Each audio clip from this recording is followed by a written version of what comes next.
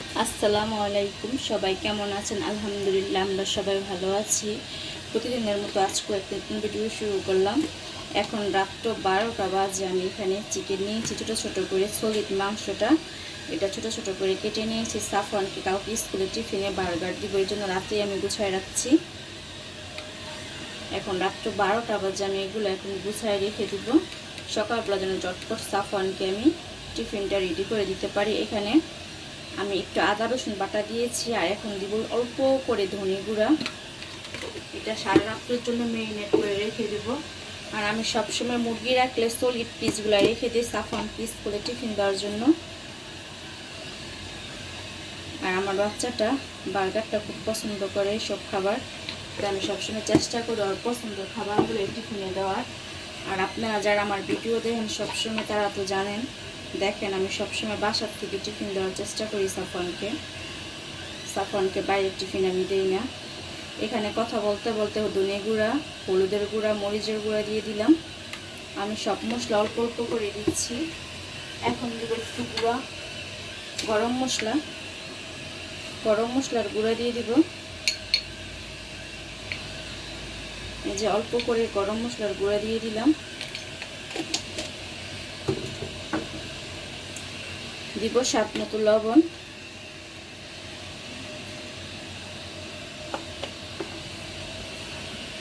আর দিব 1 পিস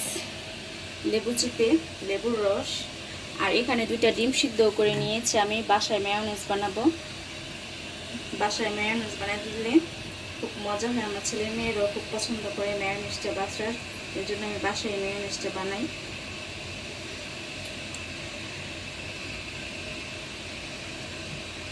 এখন এই মুরগির মাংসটা আমি ভালো করে মেরিনেট করে সারা রাতের জন্য রেখে দিব নর্মাল ফ্রিজে।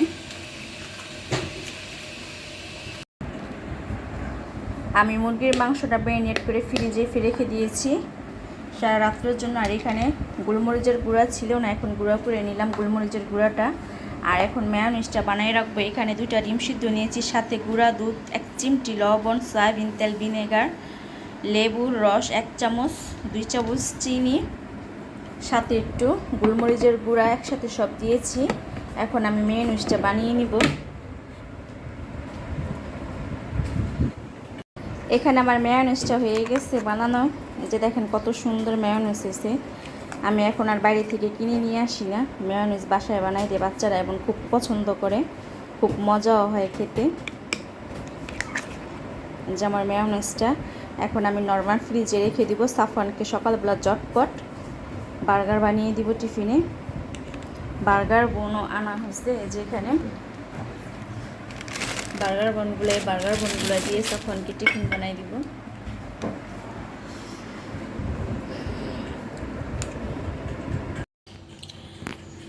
কালকে রাতে মুরগির মাংসটা মেরিনেট করে রেখে দিয়েছিলাম। এখন এই যে মুরগির মাংসটা ভেজে নেবে। এখানে অল্প পরিমাণে তেল দিয়েছি। তেলের মধ্যে এখন মুরগির মাংসগুলো ভেজে নিব।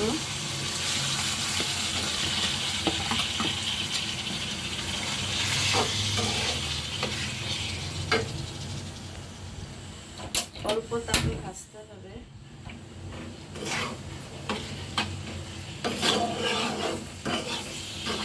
এখানে বার্গারের জন্য মুরগির মাংসটা ভেজে তুলে রাখছি।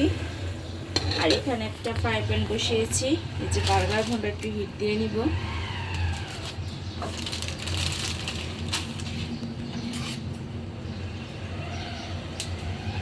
মাঝখানটা এভাবে কেটে আমি একটু হিট দিয়ে নিব।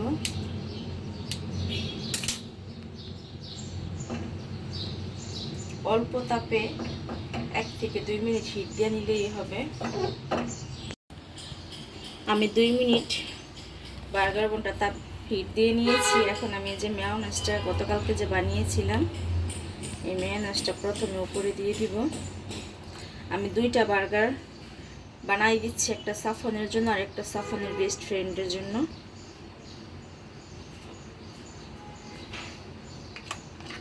মেয়োনেজটা একটু পরিমাণে বেশি দিলাম, কারণ বার্গারের মধ্যে মেয়োনেজটা পরিমাণে একটু বেশি দিলে খেতে মজা লাগে।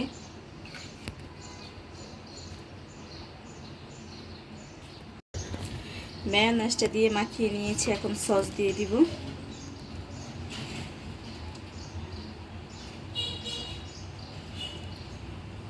এবার সসটাও আমি মাখিয়ে নিব বার্গারের সাথে, বার্গার বানের সাথে।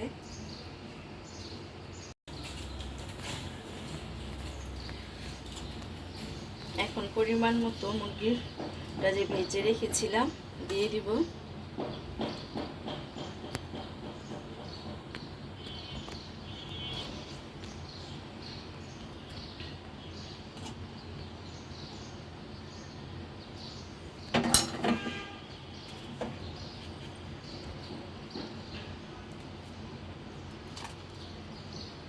আর এখানে আমি একটা ফয়েল পেপার নিয়েছি বার্গারটা যেন গরম থাকে।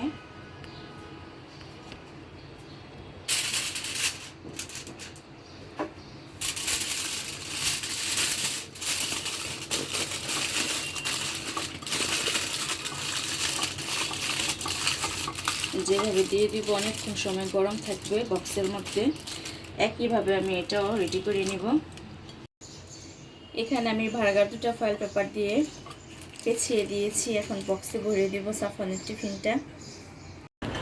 সাফানকে স্কুলে দিয়ে আসছি, আসার সময় কিছু বাজার নিয়ে আসছি। এখানে পেঁয়াজ নিয়ে আসছি, সকালবেলা ভ্যান গুছাচ্ছিল, ওখান থেকে পেঁয়াজগুলো নিয়ে আসছি। পেঁয়াজগুলো কিন্তু খুব সুন্দর।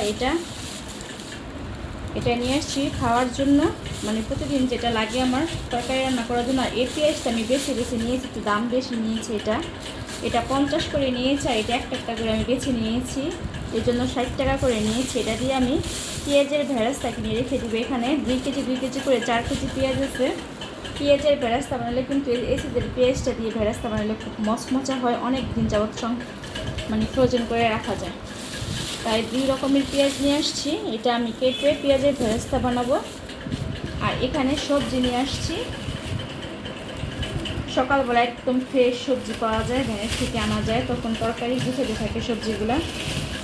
এখানে একটা করলা নিয়ে আসছি, এটা দিয়ে পাঙ্কাশ মাছ দিয়ে ঝোল করব। আর এখানে কাঁকরোল কিন্তু আমার খুব পছন্দ। এই কাঁকরোল ভাজা দিয়ে আমি মাশাআল্লাহ 1 প্লেট ভাত খেতে পারি। এই কাঁকরোলটা আমার জন্য, আমাদের বাসায় কাঁকরোলটা শুধু আমি খাই, আমার সায়াবও খেতে চায় না, আর আমার ছেলে মেয়েও খেতে চায় না বিচির জন্য। এখানে গাজর নিয়ে আসছি, আর নিয়ে আসছি বটবটি। এই গাজর আর বটবটি দিয়ে সবজি দিয়ে নুডলস রান্না করব। এখন কিন্তু বটবটি দিয়ে নুডলস রান্না করলে খুব মজা হয় খেতে। যখন যে সিজন, ওই সিজনের মধ্যে সবজি দিয়ে নুডলস রান্না করলে খেতে খুব মজা হয়। এই যে আমার সবজি।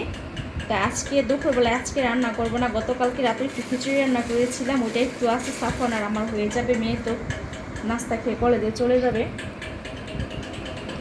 এই যে এখন রেখে দিব, যা করব রাত্রিবেলা করব, কি করি অবশ্যই সেটা শেয়ার করব। এখন এগুলা গুছিয়ে রাখবো।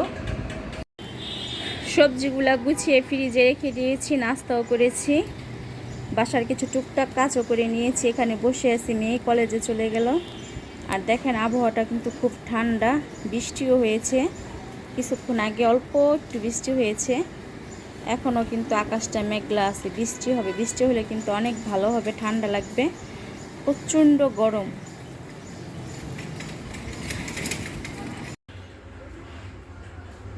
অনেকটা সময় জানলার পাশে বসেছিলাম, বাইরে থেকে ঠান্ডা বাতাস আসতেছিল।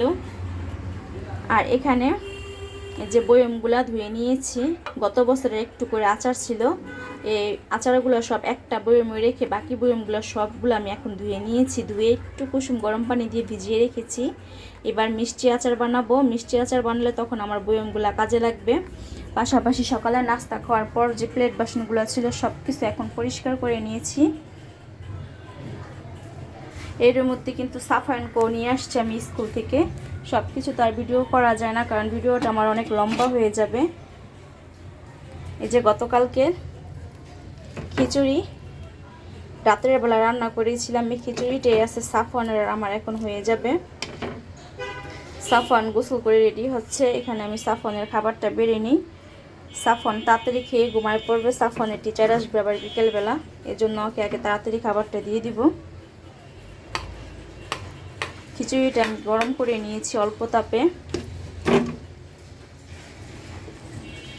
কালকের খিচুড়ি আমি এখানে 2টা লেবু পাতা দিয়েছি। বাসি খিচুড়ির মধ্যে কিন্তু 2টা লেবু পাতা দিলে খুব সুন্দর একটা ফ্লেভার আসে, খেতেও কিন্তু খুব মজা লাগে।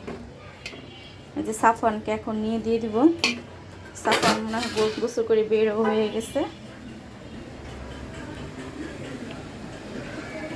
এই যে আমাদের সাফান।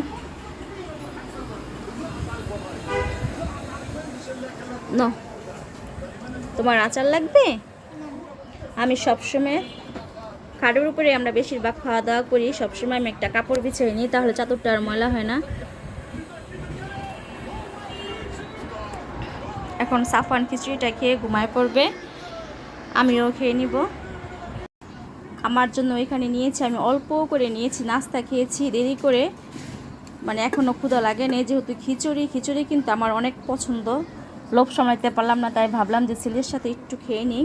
আর এখানে যে ঘি, সাফান ঘি দিয়ে খিচুড়ি খাবে, ওকে একটু ঘি দিয়ে দিই। গরম গরম খিচুড়ি ঘি দিয়ে খেতে কিন্তু খুব মজা লাগে। আর বাইরের আবহাওয়াটা দেখেন, ঠান্ডা, বৃষ্টি হলে আরও বেশি ভালো হতো। এই আবহাওয়ার মধ্যে কিন্তু খিচুড়ি খেতে অনেক মজা লাগে।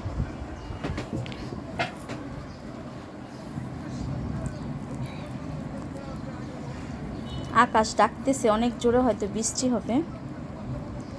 বিসমিল্লাহ। খুব সুন্দর একটা লেবু পাতার ফ্লেভার আসতেছে। আর কালকে আমি গরুর মাংস দিয়ে খিচুড়ি রান্না করেছিলাম রাতের বেলা।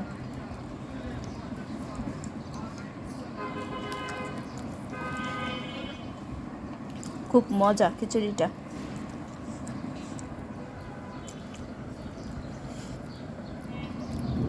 ঠিক আছে, তাহলে খাবারটা শেষ করি।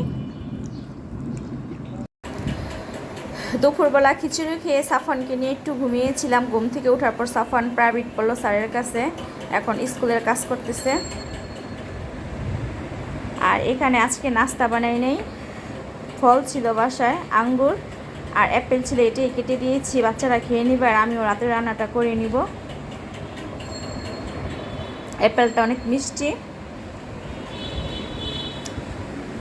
ঘুম থেকে ওঠার পরে যেগুলা পরিষ্কার করেছি, বয়ামগুলা ধুয়ে এভাবে টেবিলে শুকাতে দিয়েছি। আর ছেলে মেয়েকে ফল কেটে দিয়েছি, ওরা এটা খেতে খাবে আর পড়বে। আমি এখন কাজ করতে যাব রান্নাঘরে। এখানে রাতে রান্না করার জন্য রান্নাঘরে চলে আসলাম। কাঁকরোল কেটে নিয়েছি, আজকে যে সকালবেলা কাঁকরোল নিয়ে আসছিলাম, এই কাঁকরোল ভাজা করবো রাতে। আর এখানে 4 টুকরা ইলিশ মাছ ছিল লেজ নিয়ে, এই মাছ 4 টুকরা ভাজবো। আর এখানে ডাল সিদ্ধ বসিয়েছি, মুসুরি ডাল ভর্তা করব। এখানে আমি অল্প একটু হলুদ দিব। ডাল সিদ্ধ করে ভর্তা বানাবো, অনেক দিন ধরে খেতে ইচ্ছা করতেছে মুসুরি ডালের ভর্তা। ভাবলাম যে আজকেই রাতের বেলা করি শর্টকাট, রাতের বেলা কোনো বাড়ি খাবার রান্না করব না, এই ভর্তা ভাজা আর মাছ দিয়ে খাওয়া হয়ে যাবে। আর কাঁকরোল তো বাচ্চারা খাবে না, মাছ ভাজা আর ডাল ভর্তা দিয়ে খেয়ে ফেলবে বাচ্চারা। এখন আমি যে এটার মধ্যে একটু হলুদের গুঁড়া, একটু মরিচের গুঁড়া, একটু লবণ দিয়ে মাছটা মেখে রেখে দিব, যখন খাবো গরম গরম ভাজবো। আর সাফনের আব্বু এখনও অফিস থেকে আসেনি। আর এখানে ভাতের চালটা ভিজিয়ে রেখেছি, ভাতও পরে রান্না করে নিব। তারপর সব কিছু এগুলো রেডি করে রেখে দিব, ডালটাও সিদ্ধ করে ভর্তা বানায় রেখে দিব। সাফনের আব্বু আসলে 1 চুলা ভাত আর 1 চুলা ভাজা বসাই দিব। গরম গরম ভাত দিয়ে ভর্তা, কাঁকরোল ভাজা খেতেই কিন্তু মজা। এভাবে এখন রেখে দিব। আমার মসুর ডালটা সিদ্ধ হয়ে গেছে, আমি একটু ঢেকে দিয়েছিলাম, পানিও শুকিয়ে গেছে। এখন এটা নামাই রাখবো। আর এখানে আস্তে আস্তে করে সবগুলা ভেজে নিব। করার জন্য কিছু শুকনা মরিচ ভেজে নিলাম, এখন কাঁকরোলটা ভেজে নিব।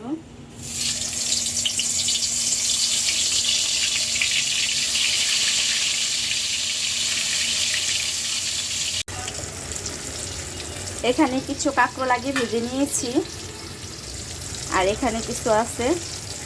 কাঁকরোলটা ভাজা হয়ে গেলে ইলিশ মাছটা ভেজে নিব।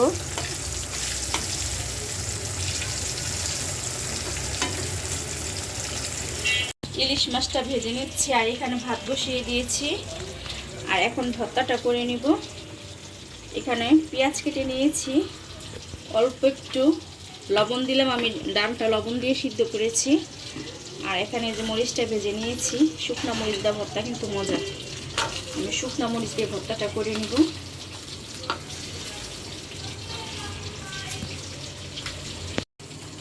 পেঁয়াজটা শুকনো মরিচের সাথে ভালো করে ডলে নিয়েছি। এখন সরিষার তেল দিয়ে দিব। সরিষার তেল দিয়ে দিলাম।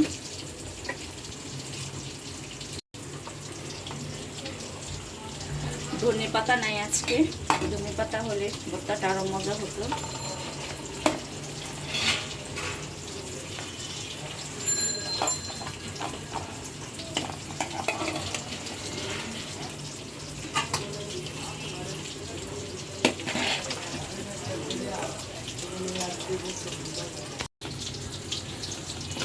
আমি ডাল ভর্তাটা করে নিয়েছি।